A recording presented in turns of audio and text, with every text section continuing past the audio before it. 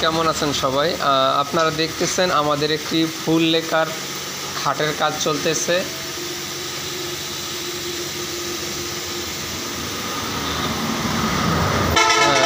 এই যে খাটটা দেখতেছেন, এই খাটটাতে আমরা বিভিন্ন ধরনের কালার দিয়ে নকশা তৈরি করতেছি এবং খাটটা কমপ্লিট হওয়ার পর আপনাদেরকে দেখাবো। এখানে আমাদের এক সিনিয়র মামা,